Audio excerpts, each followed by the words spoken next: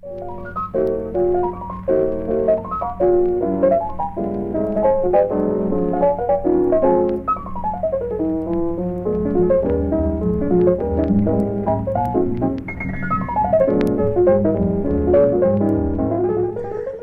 I'm Francis Luca. I'm a chief librarian at the Wolfsonian Florida International University, and I also moonlight as an adjunct professor for the history department. This last semester, I was teaching a course on America in movies, looking at social problems in America from 1900s through the 1950s, and focusing on the interplay between Hollywood and the historical reality.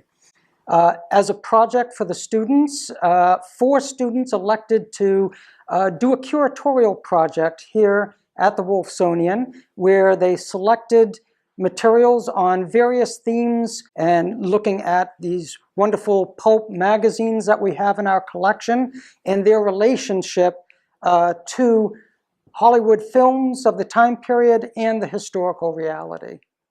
Alfred Hitchcock, who we today think of as one of the most important film noir directors, directed a film called Foreign Correspondent in 1940. And there's an iconic assassination scene in the course of this movie whereby a gentleman posing as a reporter comes up with a camera and he has a gun in his hand right next to the camera and boom, he kills the guy. And it's such an iconic scene that one of the Pulp magazine illustrators literally steals it and slaps it on the top of one of these Pulp magazines to attract the same movie-going audience to buying these periodicals. And it's just a great and iconic image. Originally, if you looked at the early Hollywood movies from the 1920s and early 1930s, there's a lot of violence, there's a lot of sex, there are themes of adultery, there are themes of prostitution. All of that gets cleaned up after the passage of the Hays Codes in the mid-1930s. And then they impose this censorship in Hollywood, but there's still a clamoring for this kind of material. So since they can't get it from the Hollywood movies anymore, instead it starts cropping up on the covers of these pulp magazines. So the earlier pulp magazines were more about showing the sort of shadowy violence. Not so in the late 30s. Now all of that sex and violence that we were getting from the early movies that stopped now starts appearing on the pulp covers. So really it finds a new outlet. Many of these magazines were designed for young men, so they're adventure magazines. Young males wanting to see themselves in the heroic role of the square-jawed detective or the French Foreign Legion fighting against barbarians and savages, helping to rescue damsels in distress, and occasionally being waylaid by those femme fatales. But there also, during the war years, there's a shift. So instead of having the domestic enemies of gangsters, the new focus becomes Nazi thugs and kidnappers and Japanese fanatics. So in the war years, we see some of those themes taking preeminence. Hello, my name is Erica, and I'm a student at FIU. This semester, I worked on a curatorial project with several students from FIU for the Wolfsonian, and we created an exhibit called In the Shadows, which covers American pulp fiction art. My contribution to the installation In the Shadows was mainly about femme fatales, in particular the sexual explicitness that occurred in the progression of the drawing covers on the pulp books and in the periodicals over the course of 10 years, even less. If you look at one of the book covers called Dream Street, it was done in the late 40s, and you will see that the woman, her chest is exposed and she is in this romantic embrace with a man, but it's not over the top. But you go fast forward to Tropical Passions, the next book cover in the installation, the last book cover in the installation, and you'll see her chest is fully exposed and she's in an erotic embrace with a male.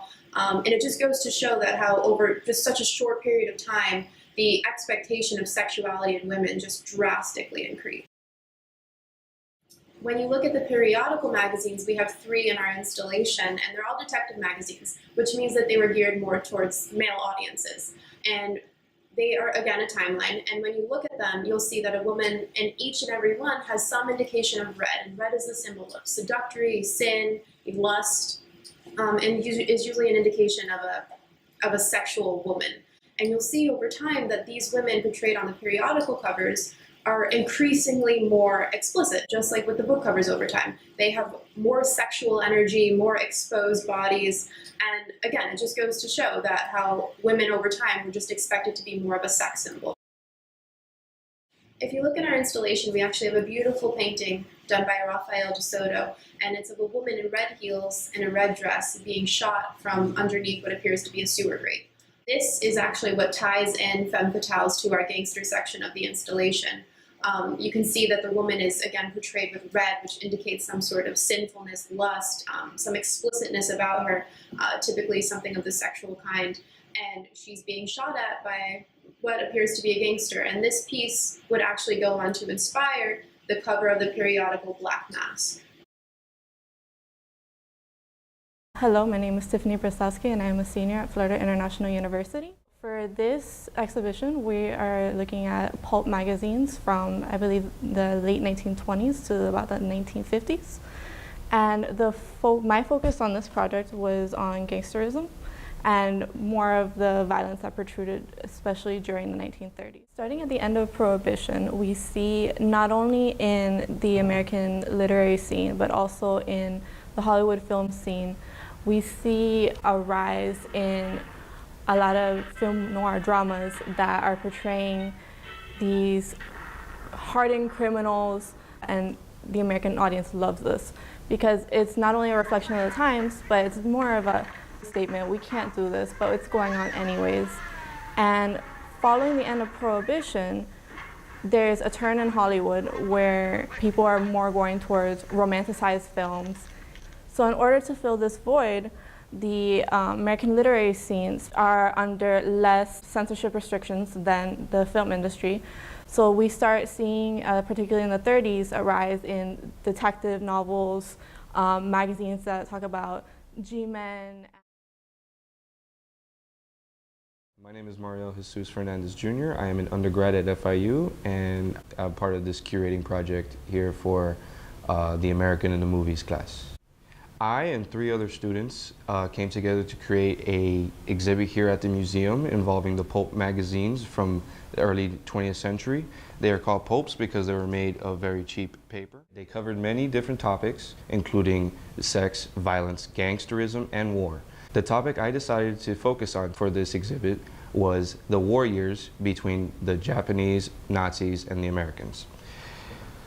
Specifically, the depiction of the Japanese versus the depiction of the Nazis. Here we can see that a Japanese is depicted as more of a monstrous figure with an iron fist, quite literally, trying to conquer seafaring islands.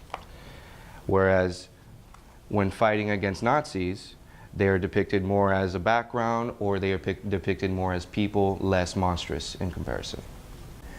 My name is Joseph Perez, and I am a junior at Florida International University. This is a curatorial project for a films history class, and my particular collection of, or selection of pulps are Oriental in theme.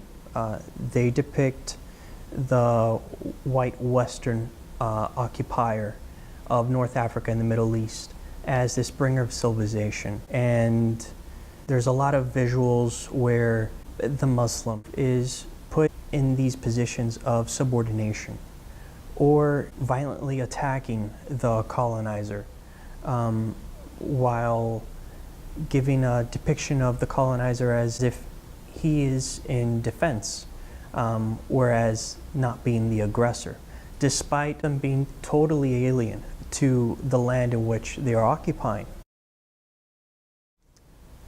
From left to right, you will see a reoccurring theme happening in which you see the arrival of the French, the legionnaire, the Westerner, arriving on the lands of Algeria, and the native looming over the horizon in this ghostly image as if they're trying to justify their arrival. And coming to the 40s, the depiction of the female where she needs help from the Western colonizer, from the white male.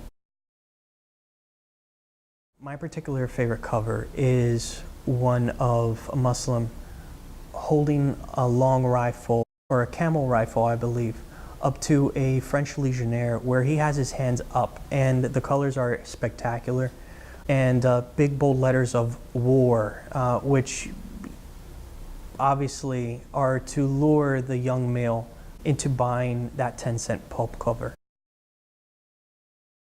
I particularly liked working at this assignment, and I hope that you enjoy the exhibition.